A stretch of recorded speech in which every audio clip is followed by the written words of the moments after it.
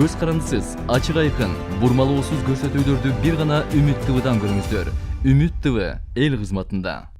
Дагы бир суроо Мирлан мырза, биздин билишибизче сиз коомго акыркы учурда ушул депутаттык шайлоого аттанган, жогорку кеңешке депутаттык шайлоого аттанган Мекеним Кыргызстан партиясынын төрагасы катары кененирээк таанылып калдыңыз.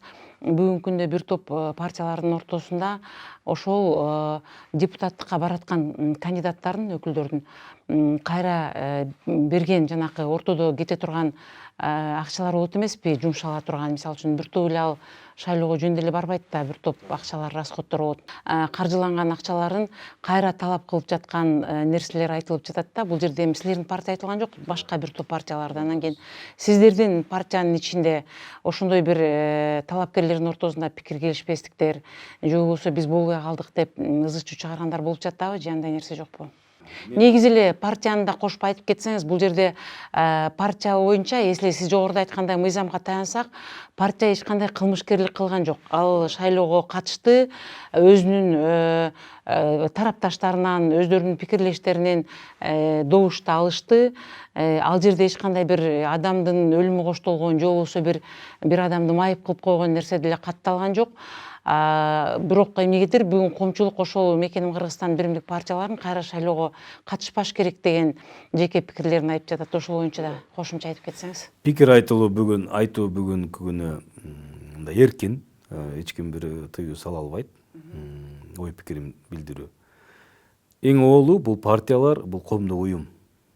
Коомдук уюм болгондон кийин ал партиянын тегерегине пикирлеш, санаалаш, сапарлаш, кандайдыр бир максатты көздөгөн жарандардын катарынан түзүлүүчү, түптөлүүчү коомдук уюм. Мекеним Кыргызстан партиясынын тегерегинде дагы бир топ мыкты азаматтар, кыргыздын уул кыздары түптөлүп, тандалып, абдан мындай бир мыкты команда түзүлгөн. Биздин партиянын айырмасы башка партиялардан. Биз ошол аймактардан, региондордон мыкты уул кыздарды мындай карап, тандап, талдап дегендей, ошол баштапкы уюмдарга салып, ошондоп түзүлүп, ошол алда боло турган шайлоого бир 300дөн ашык талапкер мындай чыккан.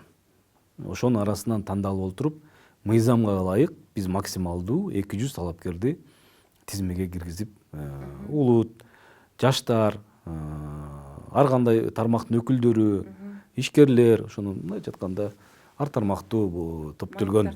Албетте, мыйзамдагы талаптагы эки ошол майып бардыгы камтылган. Ошол эле башка партияларда дагы. Бул кайсыл партия менен чыкпасын, бул биринчиден кыргыздын жарандары, кыргыз элинин ата уулдары. Ал эми шайлоо ичиндеги процесс ар өзүнчө маселе. Ошондуктан партияга такалып турмасок, партия коомдук уюм болгондон кийин аны жеке бир төрага же жеке бир кандай бир кыска топ чечпейт. Аны жалпы партиялаштар, анын ичинде саясий кеңеш, аймактардагы активдүү өкүлдөрүбүз жана башкалардан түптөлүп чечилет. Бул биринчи. Экинчиден, сатылды же сатып алды, ушу кыргыз эли бардыгы эле мындайча айтканда мыйзамсыз жолго барды дегенде мен алысмын.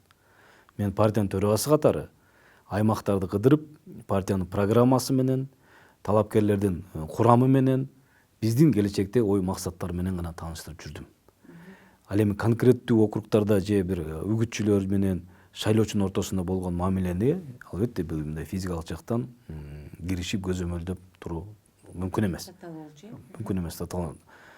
Ошол эле Борбор шайлоо комиссиясынын корутундусунда мен окуп чыктым. Ал жерде эми албетте саясий чечим болду. Кырдаалга жараша, аны өздөрү дагы айтып жатат. Укук коргоо органдары ошол мезгилдеги кайрылып жаткан ар бир тасма боюнча болобу, же бир кайрылуу боюнча тилекке каршы Борбордук шайлоо комиссиясы дагы. Жерлерде укук коргоо органдары дагы эч кандай реакция кылган жок. Административ ресурс жана башкалар боюнча толгон токой биздин партиялаштардын арасынан дагы, биздин ошо жергиликтүү активисттерден дагы кайрылуулар келип атты. Тилекке каршы ошонун бардыгы мындайча айтканда ошол 4-октябрдагы болгон жыйынтык аны 5-октябрда кырдаалга алып келди. Анан кийинкиси эми аны убакыт көргөзөт келечекте конституциялык реформа кандай тартипте шайлоолор аныкталат, пропорционалдык болобу же мажоритардык болобу же мындай айтканда журулушкан болобу, аны убакыт мезгилге жараша талдап чечим кабыл алабыз деген ойдомун. Эч кандай биздин партиянын арасында болгон жок. Мен жана айтып кеткендей, биз ошол жердеги мыкты кыргыздын уул кыздарын топтоп команда кылып, ушу программанын негизинде мындай аракет кылдык. Мындай айтканда башка партиялар окшоп, алдыңкы тизмелер мынча миң доллар же ортоңку мынча миң доллар жана башка деген мындай айтылып жүрдү сөздөр, ушактар. Андай бизде болгон жок. Бүгүнкү күнү таптакыр андай сөз жок и болушу да мүмкүн эмес. Муну мен кесе айта алам. Тескерисинче, мындай айтканда, ошол шайлоо алышкан команда жана башка активисттер бүгүнкү күнгө чейин мындай айтканда бири-биринен ала акыбал сурашып, пикир алышып дегендей түшүнүү менен мамиле түшүнүү менен мамиле кылып жатышат. Моралдык жактан колдоо көргөзүп, мына ушундай бизде мындай айтканда маанайлар жаман эмес. Ошол боюнча эле чачырап кеттиңиздерби же бүгүнкү күндө дагы ошол партияны түптөп мындан ары улантуу боюнча дагы бир пландарыңыздар барбы?